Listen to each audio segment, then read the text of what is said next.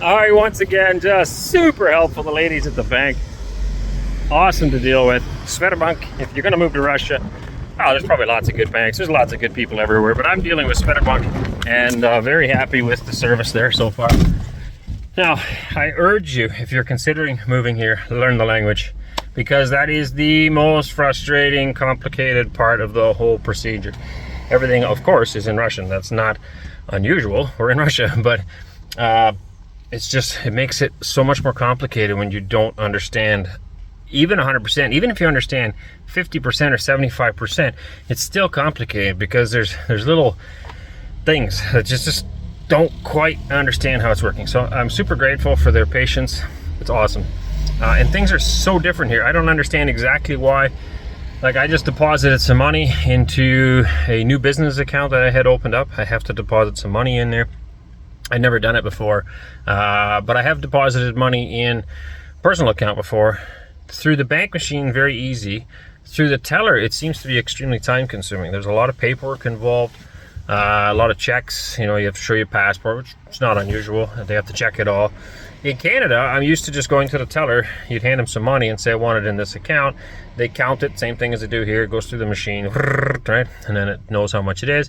They deposit it in the account, and that's it. It's super fast. And I don't fully understand why it takes longer here. There's a lot more paperwork. You know, you got to sign this and dot that. And I don't know if it's like an older, because the banking system here in Russia is phenomenal. The Sberbank app is great. It's not in English either, though. So again, if you're moving here, that's something also everything has to be translated. Every single thing that you look at is in Russian. There's no option for English. There is at the bank. If you go to the kiosk, and the ATMs have a language option. I don't know how many languages, but I know English is there, and others as well. And what else? When you get to the bank, again, when I go to a bank in Canada, there may be differences, but in my experience, when I go to the bank in Canada, you don't have to take a number. You just stand in line and go up to the teller. Here you have to take a number, and there's a lot of different options for what you need, whether you're going to deposit something, or you need a new card, or you're going to open up a bank account, or whatever it is. You would get a different number and get directed to a different area. Now, of course, that depends on the size of the bank as well. A smaller bank may have less tellers, and you may not run into that. But that machine where you get your number also has an English option, which is very good.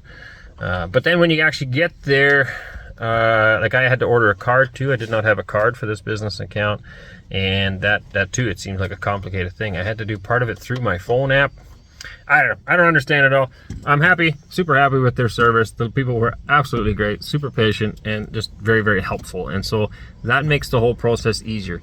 If you're here in Russia, and you're wondering how you can help with new immigrants coming, because there are going to be more coming, just continue to be patient and helpful, because it is an enormous amount to figure out. It takes a lot of nerve and a lot of strength to just go through this and figure it out. It is stressful, and I'm saying this also to people that are thinking of coming. It's not a walk in the park. There is a lot of stuff to figure out. It is very stressful from day to day. Enormous amounts of paperwork. I was saying that before I came here. I was just trying to find the right documents to bring with me for the account, and I just have stacks. Like, if I added it all up, I probably got almost 2 feet tall, 60 centimeters of paperwork since we moved here to Russia. And of course, all of it's in Russian. That's not unusual again. But if you don't know Russian, how do you know which document to grab? Like, it's just, it's so confusing. And I've never had that much paperwork. We often joke here that, you need a filing cabinet as a backpack, because there's just so much paperwork in Russia. Everything has a purpose, everything has a point, but 6 months from now, are you going to remember what that specific paper was for? So what we're trying to do now is write in English on it. This is for this is for that. You don't want to lose anything, because then the time comes when you need it, then you don't have it. A good filing system helps. To add to ours, of course, we have a lot of people that all have paperwork. We also have an LLC in order to purchase farmland. We now have a peasant farmer enterprise to run our business. We also have our individual statuses. So there's multiple different levels of stuff. And in Canada, we would always have a joint account. My wife and I have always had a joint account, bank account, that is. So you only need one. Here, that's not an option. So she has an account, I have an account. Then for the business, I have an account, she has an account. So things like that also is more paperwork again. So learn the language. If you're here in Russia and you want to help, please continue to be patient. The people here are golden. I have zero complaints. Everybody's just very friendly and been very good, and I urge you to continue to be patient as people transition, because it is not easy. People are like, well, how come you're not speaking Russian yet? It's not something that happens overnight. There's a lot going on. And if you're thinking of coming here, start on the language like ASAP. Get as much as you can in there. Don't worry about the vocabulary so much. As long as you can have at least some basic understanding of the words, that will already help you huge. And then of course studying the alphabet. I can now read my way through sentences, and that makes a big difference, because a lot of words I don't know, but there's also a lot of words that are overlapping. Like if you can sound it out in Russian, you'll understand what it is, because they are similar, they're just spelled with different alphabet, of course. So those are all things that you could help to make this whole process smoother for you. All right, before you get all carried, well, first of all, look at that. That is gorgeous. Again, that's why I don't want to live in a city. Like that, it's just mind-blowingly beautiful. If there was some building in the way, that would ruin the shot. That is God's green earth right there. Anyway, before you get commenting, I'm going to show you something. It's probably not going to work, but that's okay. It was fun anyway. Our other rototiller had a tailgate on the back that could, you had pieces that could be removed. So when you tilled, you would have a hilled ground for potatoes. Yeah, but our other tractor's not working, and we can't use that rototiller. And we have a new rototiller for the bigger tractor, but it doesn't have that tailgate yet. Down the road, we're planning on building one. Today, we were just discussing it, and we're like, we'll try it. Wes built this tailgate. Since we're carpenters, we build everything out of wood. Is it gonna last? Probably not. It's probably gonna break. Does it matter? No, because it didn't take that long to build, and it was fun, right? And it's worth a try. Go ahead and try stuff. Don't be so afraid to try stuff. I find a lot of people, well, not a lot of people, I find some people are just super negative about trying stuff. Well, it'll never work. Well, maybe not, but I got nothing to lose. It might work. It's still fun. Now we're gonna go out and play it. 8 o'clock at night, might as well go till some more ground. And it's all loose dirt. I just want to get it hilled. And if I don't have to shovel the hills, that's pretty good. There's actually a really good expression I learned from my mother. It's Dutch. So if you speak Dutch, good. Otherwise, I'll translate it. Nee heb je al, ja kan je krijgen. And it means no, you already have, yes, you can get. The meaning behind that is that if you try it and it don't work, that's a no. But if you don't try it, it's still a no. So you already have a no either way. A yes, you can get. The only way you can get it is by trying. If I try this and it works, then I have a yes. If I try and it don't work, I'm back to no, which I already had. So basically, just try it. It's the only way you're gonna see if it works. Good morning, everybody. It is a little chilly out here again today. No sunshine, none. Somebody said I should do greetings in English, Russian, and Dutch, so I can do that. Goedemorgen, good morning, dobre utro. There's your greetings for the day. Guten Morgen, there's your German. I know French too, I just can't think of it right now. Slips my mind. Yesterday, we were working with this contraption. You're looking at this thinking, what on earth is that? Well, this is what we were working on. Sorry for the wind, folks. Working on for making potato hills. It actually worked half decently. Not super good, but it did kind of work. And we're still working on it, still playing with it. Now, I'm sure there's some of you that are like, well, why wouldn't you just buy one? Well, because I don't have the money for it. We're not exactly rich people. We just make do with what we've got. And this actually worked. In the garden, the only thing I think we need to go a little wider apart, and then we'll try it again because the rows are kind of narrow. But aside from that, it did actually work a little bit. We've got some more chickens coming. We've been selling lots of eggs and we don't have enough chickens. So we are, I gotta get out of the way, sorry. Let me try that again. We are getting some more chickens this morning. We're selling lots of eggs and we don't have enough. And we decided to buy a few more chickens. So we have 30 more coming this morning. We're gonna make a new chicken house, movable chicken house, kind of like we used to have it. Man, that wind is everywhere. We used to have some in Canada as well. And now we're gonna build one here. Slightly different style, but something that we can easily move around. And the chickens will be inside, being able to eat grass, which is our preference. It's the healthiest choice for the chicken and also the healthiest eggs for you. All right, I was gonna show you guys what that thing did, and here we are. So that's what we got going on. Now that's not huge, but it's not bad either. So the concept's good. We can do that all the way through the field. I wouldn't mind a little bit deeper, but you know, it sure beats hoeing it by hand. We can drop seed potatoes in there, cover them up a little bit. We'll do that a few rows and call her good. When we wake, hear the birds and see the sun. Side by side our fears are done. Oh, the good times just begun.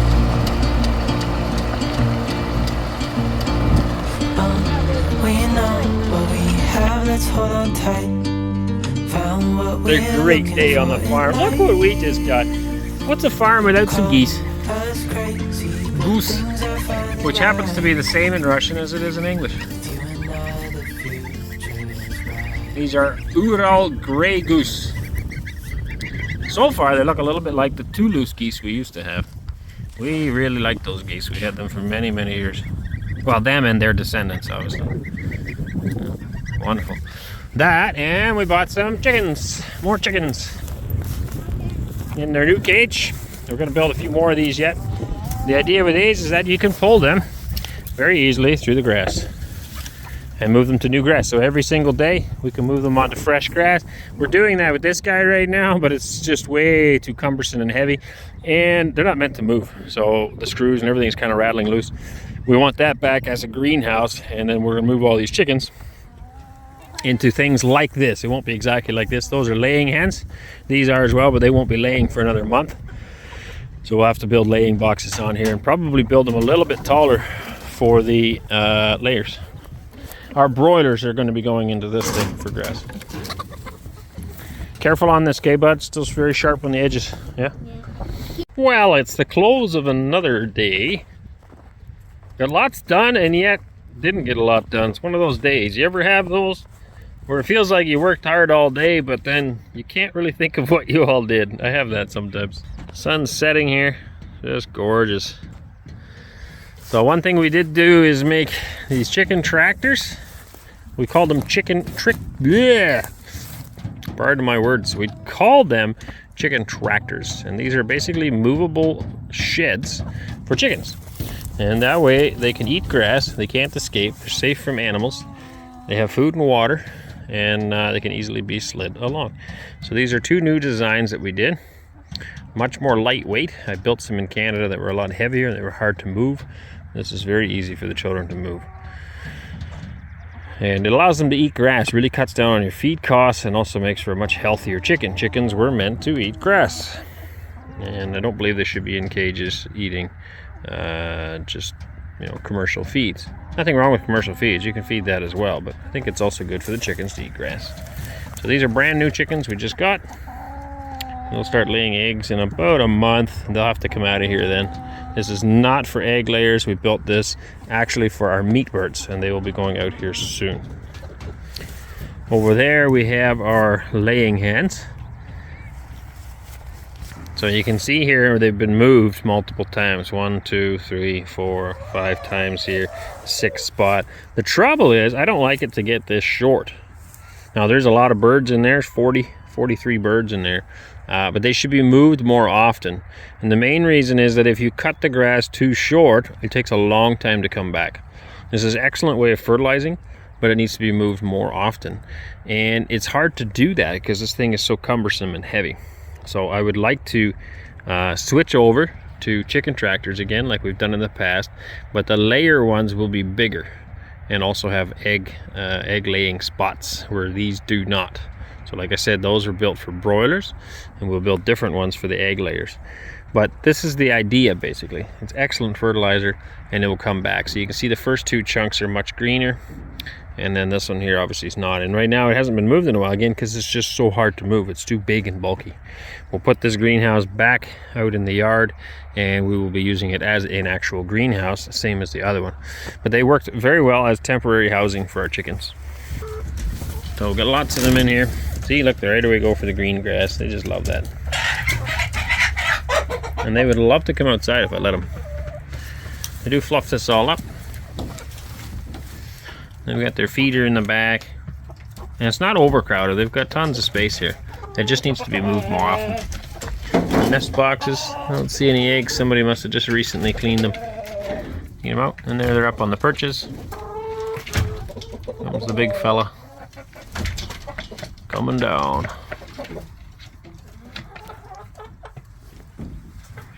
So we'll get these moved into a better house soon. It's all about healthy birds, healthy chickens, healthy eggs. The healthier your animals are and the healthier food they eat, the healthier the eggs will be for you and the meat for you as well. So very excited about that. So we're just finishing up the chores right now. Kids are in the garden finishing up some potatoes. I'll take a walk over there.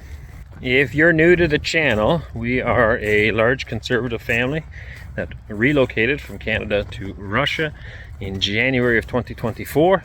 We purchased this land in June of 2024. We purchased this. We started putting our garden in on June 6th, 2024, and we started building this house on June 17th of 2024. So in 10 months we've done a lot. There was no laneway, there was nothing here. A lot of work has been done, a lot more will be done, and this year hopefully a lot of that work will come together and turn this place into a profitable business. If you are not new, if you've been with us all along, we thank you for your support. It means a lot to us. The comments especially been very graciously accepted by the Russian people.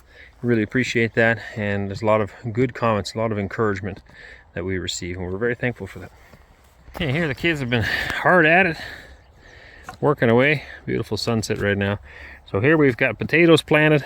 These are long rows. I think it was, top of my head, I want to say it's 180 meters from here down to there.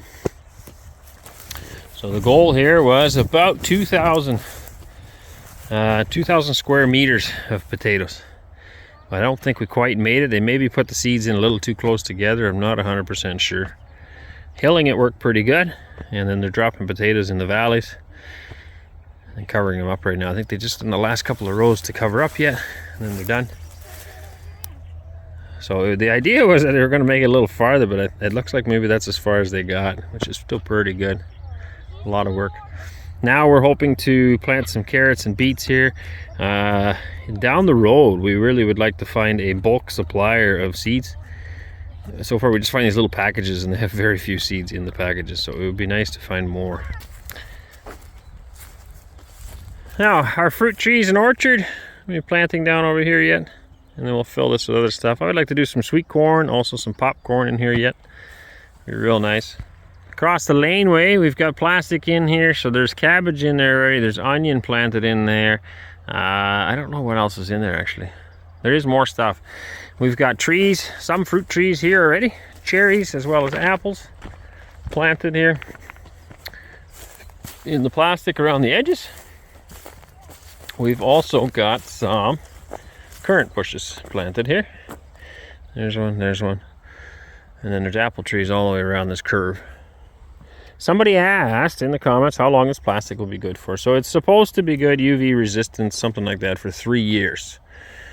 In most cases, depending on what you're planting in it, most cases it gets taken out after the first year and then you put it in again. What I like to do though is try to reuse some. So, you know, you might plant something in that doesn't need very many holes. Next year you can maybe reuse those holes or put new holes in different spots and then kind of stretch it out. But it is extremely cheap. It's just I find it wasteful. I don't like plastic. I don't like it in the landfill. It makes a mess. So I don't know what else. Oh, strawberries. They got a lot of strawberries planted here already as well. There's rows of peas that have been put in here somewhere. Maybe here somewhere. I don't know. And we'll be planting green and yellow bush beans in here as well yet somewhere. And then she's hoping for me to start planting watermelon in here. Among other things. A whole host of stuff getting planted in here. So pretty exciting. These fences, somebody commented on once too. This is not staying this way. They will be all nice and straight. But as you can see, these are not perfectly in a straight row. And so the guys quit. Because some of these holes were drilled wrong. They should have had a string line on when they did it. This here doesn't matter as much because it goes around a curve. But we are hoping to get all of these posts in. That whole side is done pretty good. This side we may have to alter and fix. And then we're hoping to get fencing around here.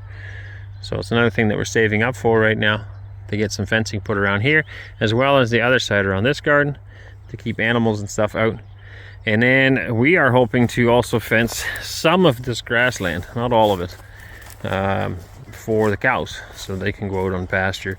And we're still looking into getting some sheep as well right now, all adding to the farm slowly but surely. The house here, the grass is growing pretty long in the yard here already. We'll have to think about ways of cutting that this year, but lots of lawn to cut here. And normally speaking, we just buy a riding lawnmower. We got lots of different options for those in the West, and they range, oh, I don't know, 120 centimeter deck to, you know, bigger. Here I have seen some for sale. Well, 2 different ones I've seen for sale, but they only have like a 60 centimeter cutting deck, 2 feet. Like that would take forever, 24 inches. Take a long time to mow your lawn with something small like that. We're used to way bigger. So still looking. I may end up building something. It's not really in the budget this year anyway, so maybe we'll just use a weed whacker, whippersnipper. Not sure. We'll let the chickens out there and the ducks and let them clean it up. All right, last not least, we got these guys. So here too, there's no grass left here, so it looks brown, but it's not dirty or nothing. It's just there it is. These guys are growing pretty fast too. Healthy little chickens. And we've got the new geese in here now. 6 Ural gray geese. And it took a couple of minutes, half hour, whatever, for them to get accustomed to each other. You can see they're getting along just fine now. Are you my mama? Are you my mama?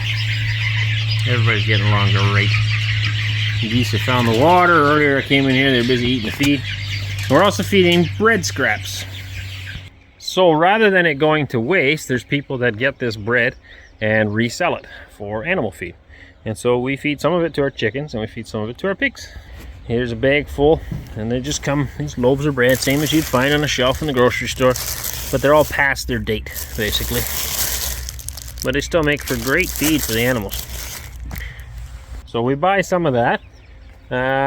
Forget how much a whole bag costs. Can't remember off the top of my head. Wes is grinding some grain. I'm going to go help him finish the chores up right now. And there's our crazy contraption for planting potatoes. Worked very, very well though. Really like that. And our lovely tractor. Okay, I'm going to go finish up some chores. If you guys enjoyed that video, or if you didn't, give it a thumbs up anyway. If you guys like to help us out with that, please share the videos. That is a big help to us. And obviously, in the fact that our channel is diminishing, it also impacts us financially. So if you're able to share our videos, that's a massive help in multiple ways. Helps us develop this farm and get everything functioning and running and hopefully producing great food. All right, God bless you. Check out the links down below and we'll catch you guys in another video. As the leaves change color, I dive into you. When summer's fading, there's nothing to do but bask in the glory of the winter sun. Maybe this is the season of love.